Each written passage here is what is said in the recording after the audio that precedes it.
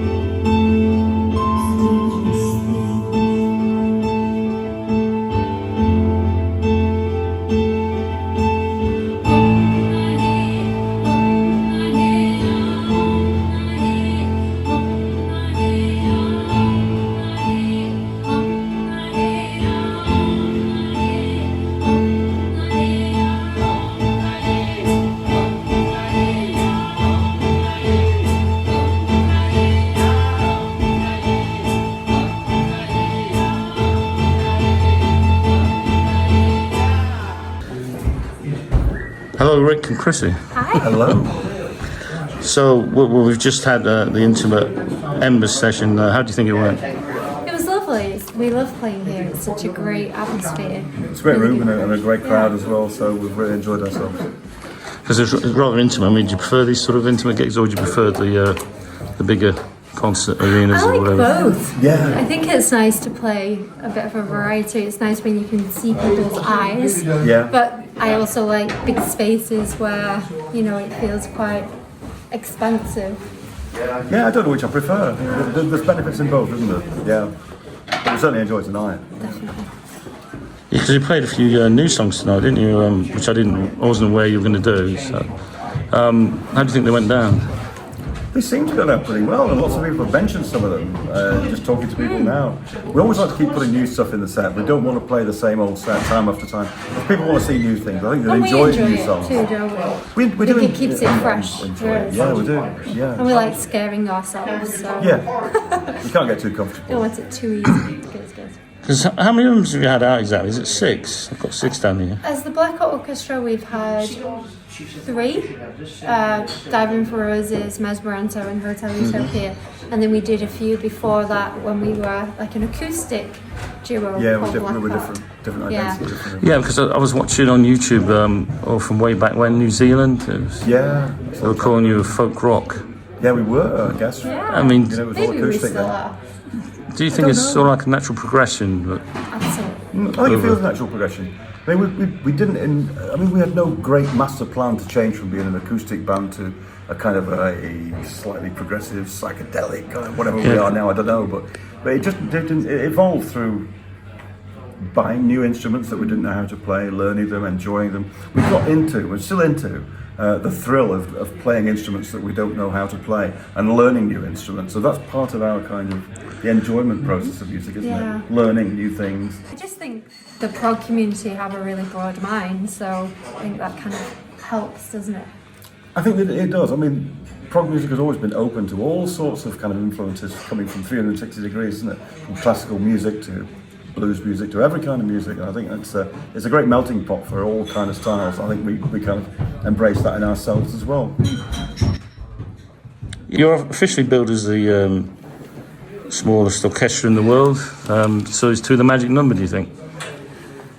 Would you ever branch knows? yourself into a bigger band or whatever, you know? I never know. I mean, it might be nice, but I don't think we would kind of tour permanently as like a traditional lineup, because I think we enjoy playing all the different things ourselves. We want all the Yeah. toys for ourselves, but you know, it would be interesting to kind of dabble with maybe strings. Yeah. You know, that would be nice.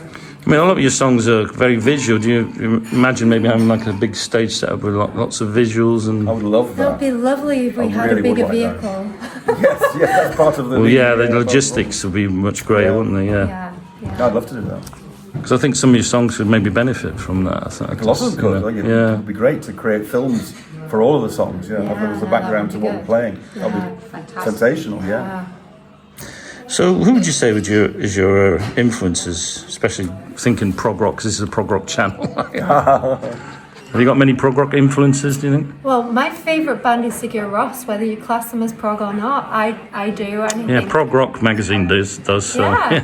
And I would say Sigur Rós is a really big influence on me. And I love Yeah. them. Oh, yeah. It is on you. You're well into the mind. I am. Yeah.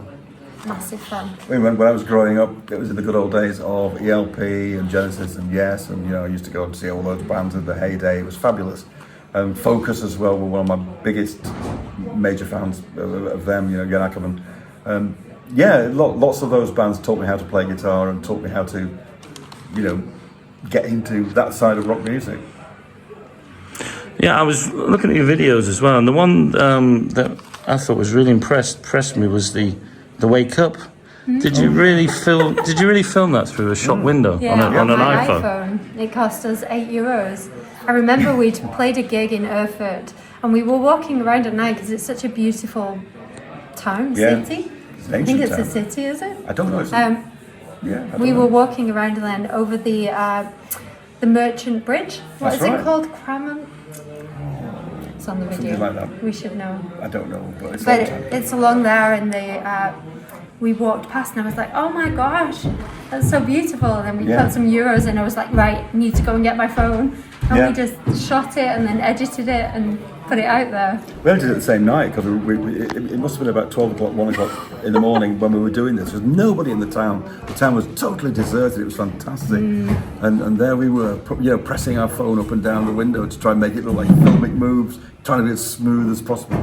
Straight from there, when we finished shooting it about 2 o'clock, went straight back to our van. We spent the whole And night it was editing freezing. it. I remember Yeah. my fingers freezing trying to edit it on my mobile.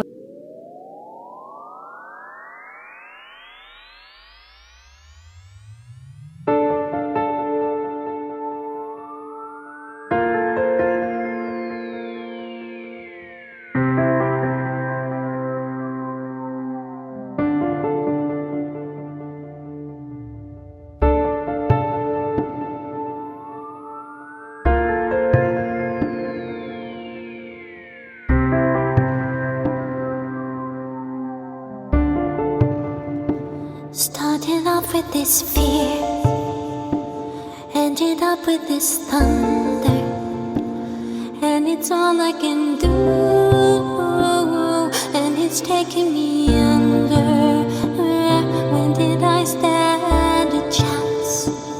When did life get so messed up? In a dream, in a trance, then you scream at me, wake up, wake up, wake up, wake up.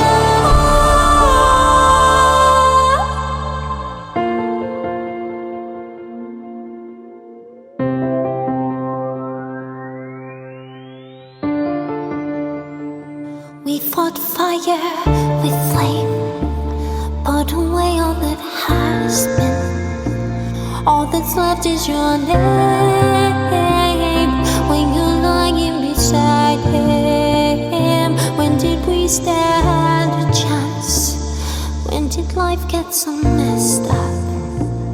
In a dream, in a trance, then you scream at me, wake up, wake up, wake up, wake up.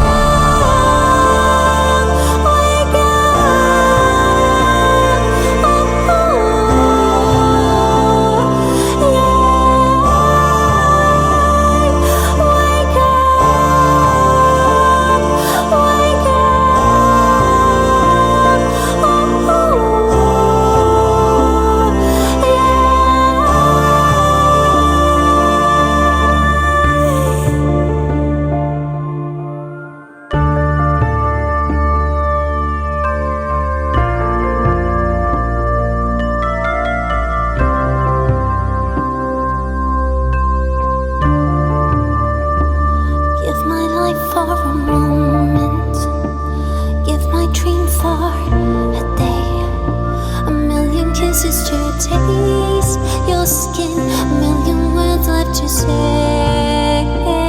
Should have taken the chance, given in and got messed up in this beautiful dance. Now I'm begging you, wake up, wake up, wake up, wake up.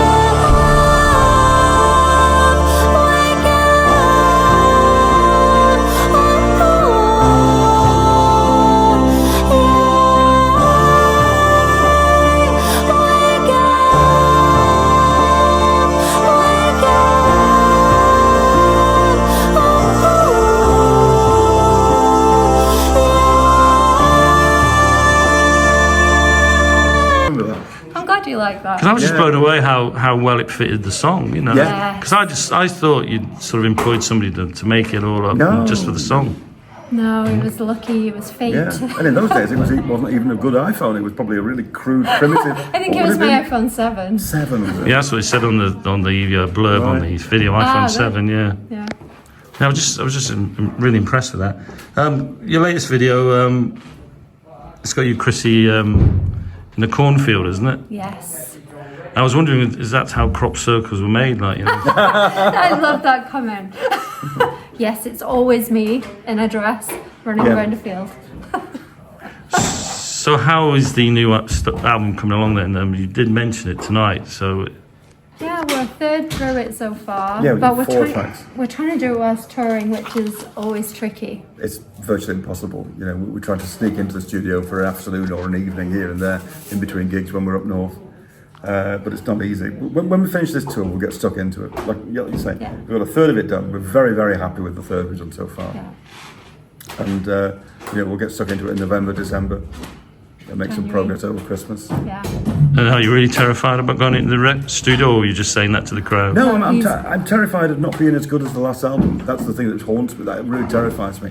That people might not like it as much as the last album. That is terrifying. Or that you might not have any ideas. You're always like, are you scared before you start? And I'm usually more excited about going into the studio because I love seeing the songs get the studio clothes on. But you're always a bit scared, aren't you? I'm always scared of that, but I love being in the studio. It's one of my favourite places to be, you know, on there and also in the studio. But Hotel Utopia got such great reviews. That makes it really scary to do the next one. So what, you're worried about the next album syndrome, is it that? It just doesn't get as good a response as the last one, you know. You're always trying to grow, aren't you? Yeah. You're always trying to be better. I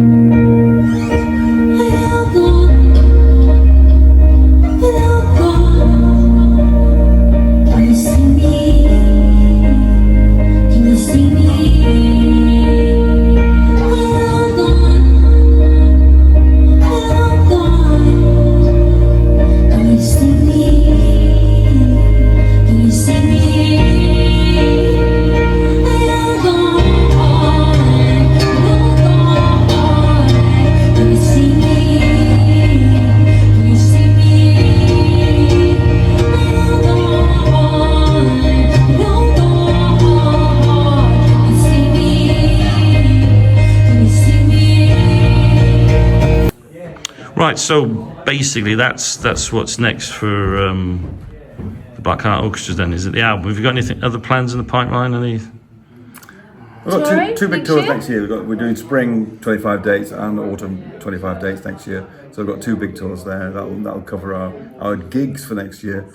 And then getting the album out in between those two tours. It'll More probably come out videos. in the middle of the year. And more videos to support those singles. Probably do a couple more singles off that album because there's a couple of good songs that we think might make great singles. Making videos. So that's our year really.